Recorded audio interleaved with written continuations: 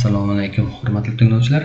Demak, 41-unitni boshlaymiz. 41-unitda wish haqida gaplashishda davom etamiz. Wish so'zi aynan endi qaniydi so'zdan tashqari uni qanday ma'nosi bor haqida gaplashamiz. Demak, wish so'zi ko'pincha like, all the best, success kabi so'zlar bilan birga ishlatilib, biz bunda tilayman degan ma'noni berib kelgan bo'ladi mana. I wish you all the best in the future. Men senga kelajakda yaxshi ishlar tilayman.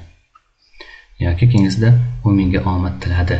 Demak, wishni qaniydi deb tarjima qilmaymiz har safar buni tilamoq ma'nosidan ishlatsak bo'ladi. Hope esa umid qilmoq degan ma'noni beradi. Wish bilan hope'ni farqiga e'tibor qarating. Wishda tilayman deganda ko'pincha bir yaxshiliklar haqida unga bir istayotganligi ifodalangan bo'ladi. Hope esa umidvorligi ifodalangan bo'ladi. Xo'sh, wishda ko'pincha ot keladi. Wish ot bilan bog'lanib keladi. E'tibor qarating. Like, all the best, success kabi so'zlar bilan kelyapti. Hope esa fe'l bilan bog'lanib kelishi ta'kidlanmoqda bu yerda.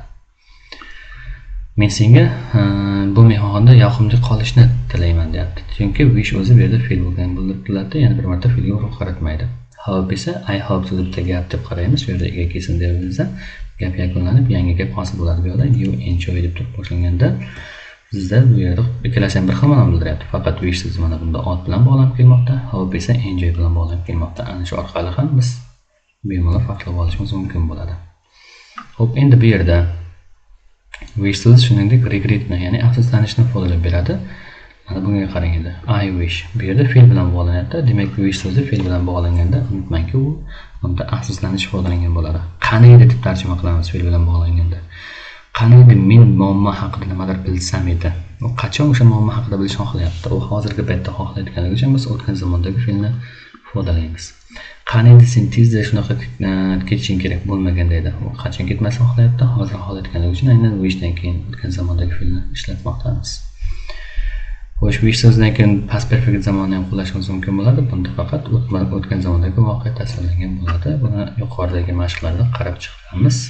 Demak, I wishdan keyin I could ishlatilishi. Bu ham xuddi shunaqa afsuslanish ifodalab beradi. Hozirgi zamonga nisbatan gap ketgan bo'ladi bunday holatda. E'tibor qarating, mana to be fe'lning hozirgi zamon shakli ishlatilmoqda. Qaniydi sen bu yerda uzoqroq qolganing deydi. Demak, I wishdan keyin would ishlatilavermay, hadeb could ham qo'llashimiz mumkin bo'ladi. Xo'sh, demak, bundan tashqari endi mana bunaqa I wishdan keyin would have dan shaklda ham qo'llashimiz mumkin bo'ladi. Bu endi kelasi zamonga nisbatan ketgandek bo'ladi. Men ba'zim zo'r bo'lganini eshitgandim. Qaniydi men bu yerga bora olganimda edi. Men u yerga borgan bo'lardim degan ma'noda kelyapti. Bu juda kamdan kam holda uchraydigan qoida hisoblanadi bu. Xo'sh, wishga nisbatan demak kelasi zamonda wouldning qo'llanishi. Bu would endi bizga kelasi zamonni ifodalashga xizmat qiladi. Ya'ni kelasi zamonda bironta bir voqeaning sodir bo'lmasligini ifodalamoqchi bo'lsak, biz will qo'llamaymizda would modal fe'ldan ishlatib tuzishimiz kerak bo'ladi. Ya'ni e'tibor qaratamiz muvozanatlarga. Xo'sh, masalan mana bunga. Qaniydi sen meni ko'p bezovta qilavermaganingda, ya'ni bezovta qilishda davom etavermaganingda. U hozirgi paytda bezovta qilib turibdi. 2-3 daqiqadan keyin meni bezovta qilma, kelasi zamonda meni bezovta qilma degan mazmunda would ishlatib kelmoqdamiz biz bu yerda. Qaniydi deyapti bu yerda yana would ishlatganimizda aynan shu kelasi zamonni ifodalagan bo'lamiz. Muhimi shu. Masalan, qaniydi sari kelganda edi. Hozir kelmayapti, kelasi zamonda kelishini xohlayapti. Shuning uchun would bilan ifodalab bermoqdamiz.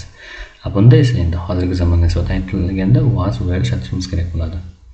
Qaniydi sari bu yerda bo'lgan edi. Hozir bu yerda bo'lsa xohlasa, bu esa kelasi zamonda bu yerda bo'lishni xohlagan bo'ladi.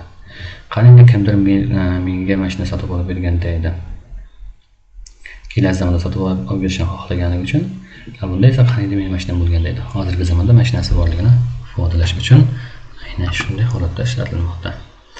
Misollar davomida mustahkamlab olamiz. Demak, bunda e'tibor qaratasiz siz. Demak, bunda mana you dan keyin have fe'l kelganligi uchun have qo'yapmiz. Bu yerda ot kelganligi uchun endi wish qo'yamiz. Xo'sh, bunisi endi ich azri bilan wish ishlatiladi. Bunda yana is kelyapti, kesim bilan bog'langanligi uchun have qo'ysak bo'ladi. Ot bilan bog'langanligi uchun wish qo'yamiz va bunda ham fe'l bilan bog'langanligi uchun have qo'ysak bo'ladi. Navbatdagi mashqlarimizda demak qarab chiqadigan bo'lsak, mana men juda ham charchadim va men qiladigan ishlarim juda ham ko'p. Qani edi men bunaqa ko'p charchamaganimda deydi deyapti. Demak, u qachon charchamasligini xohlayapti. Demak, u hozirgi zamonda charchamaslikni xohlagani uchun biz o'tgan zamondagi fe'ldan foydalanmoqdamiz. Siz kasal bo'lganingizni menga aytmagan edingiz. O'tgan zamondagi voqeaga mana kalb bo'ldi.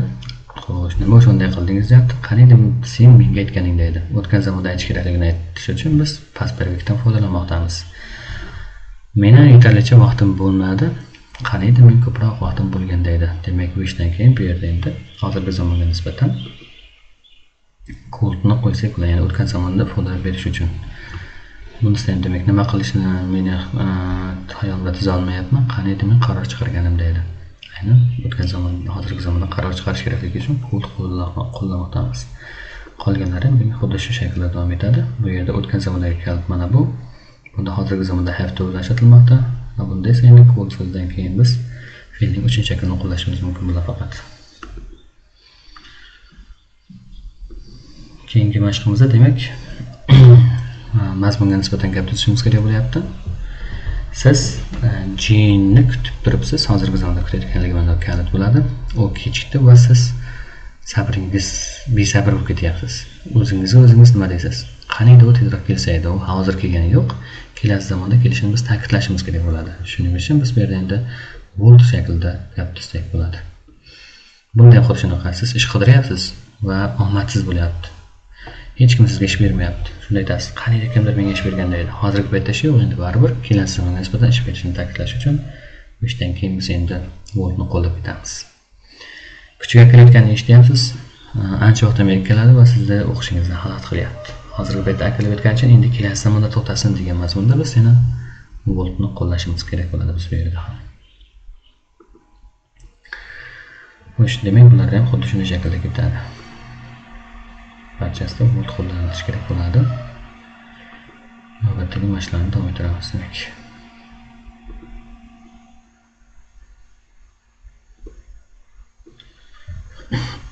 Demak, bunda zamoniga e'tibor qaratib, to'g'ri shaklda qo'yishimiz kerak bo'ladi. Mana bunda masalan, hozirgi zamondagi kalbni topdik. Demak, biz endi bu yerda bu yerda endi o'tgan zamonda qo'llashimiz mumkin bo'ladi.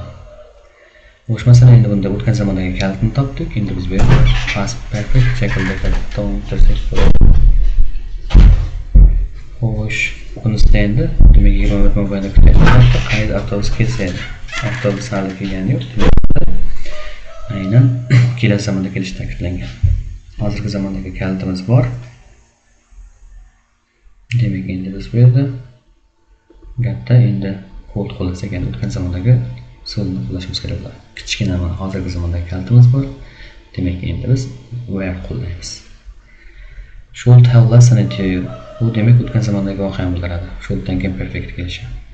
Shuning uchun biz bu yerda endi past perfect bo'lamiz. Siz meni bezovta qilyapsiz, qani edi degan ma'noda endi bu yerda wouldni ishlatamiz. Kelasi zamonda bezovta qilmaslikni so'raganingiz uchun. Qolganlari ham xuddi shunday shaklda davom etadi.